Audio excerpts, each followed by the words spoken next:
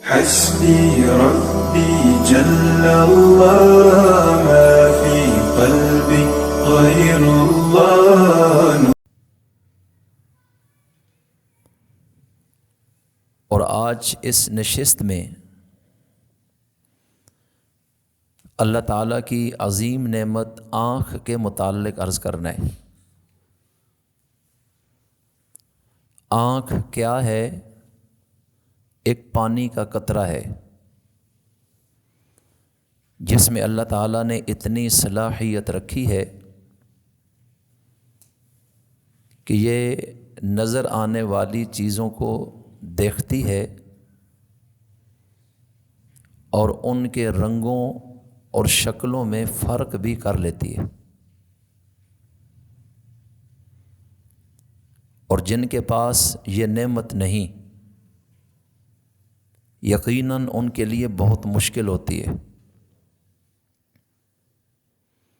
صحیح بخاری کے اندر باقاعدہ طور پر حدیث مبارکہ موجود ہے جس کا مفہوم ہے، نبی کریم صلی اللہ علیہ وسلم نے فرمایا کہ اللہ تعالیٰ جسے اس کی دو محبوب چیزوں میں آزمائے اور وہ شخص صبر کرے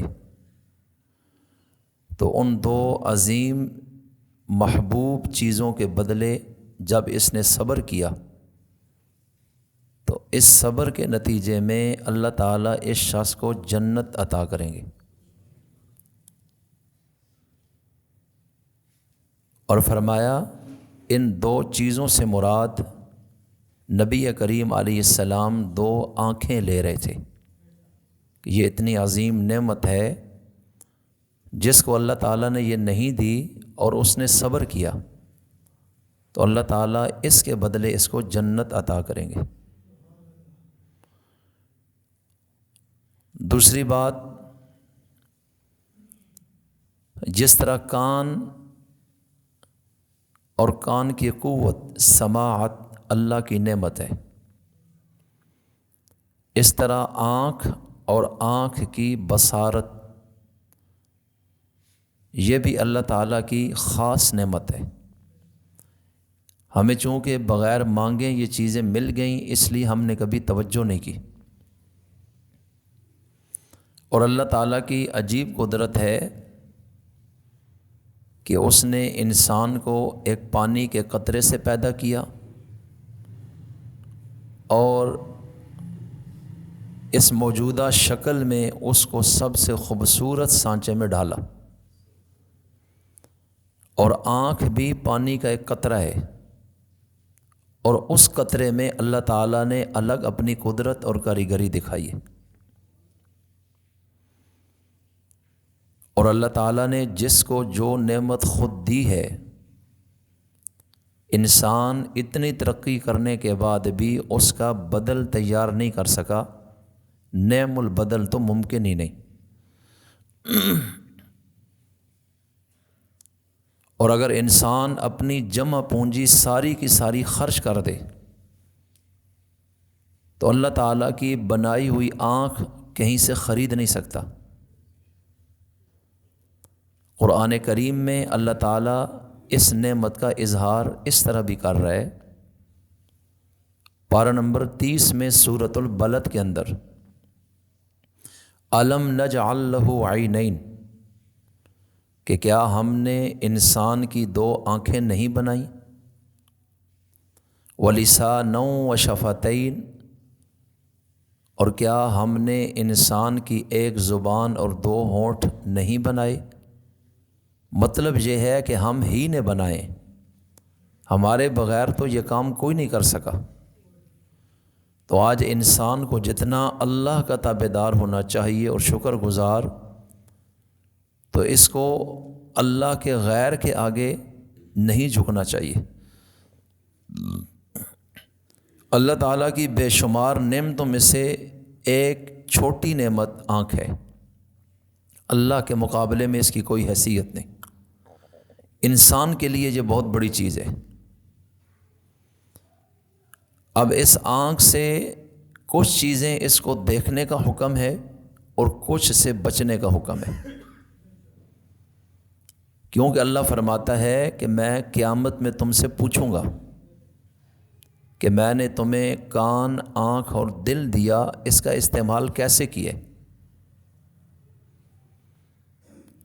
اگر انسان صحیح معنی میں کان کا، زبان کا، ہاتھ کا اور آنکھ کا استعمال کرے تو یقین جانے نہ اس کو خود کبھی تکلیف ہوگی، نہ اس سے کسی دوسرے کو تکلیف ہوگی، یہ معاشرہ جنت بن جائے گا۔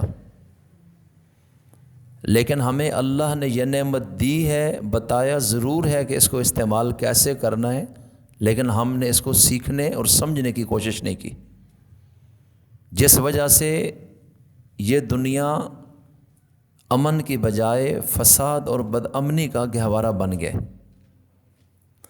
نبی کریم صلی اللہ علیہ وسلم اس دنیا میں تشریف لائے تو آپ لوگوں کو یہی بتانا چاہتے تھے کہ اللہ کی کس نعمت کو کیسے استعمال کرنا ہے۔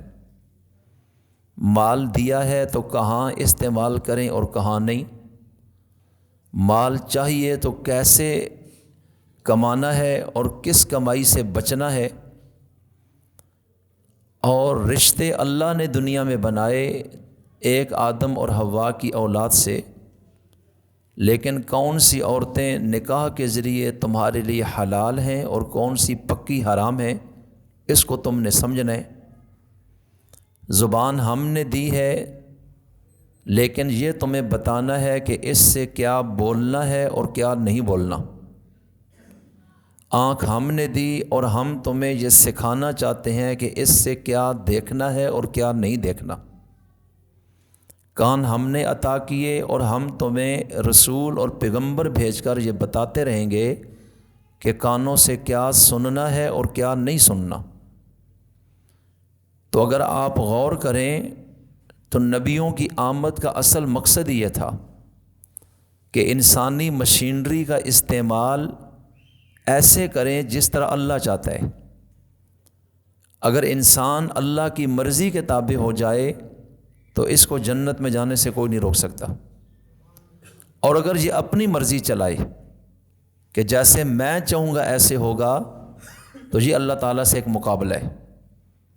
اللہ تعالیٰ اس چیز کو پھر برداشت نہیں کرتے کہ اول تا آخر ہر چیز میں تو میرا محتاج ہے اور میرے سامنے اکڑ، اس کا کیا مطلب ہے؟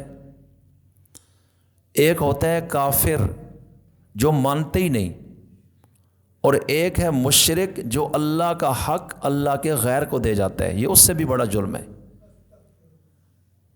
کہ میرے ہی بنائے ہوئے مخلوق کے کمزور ترین افراد کو تم نے میری برابری میں لا کر مقابلے میں کھڑا کیا۔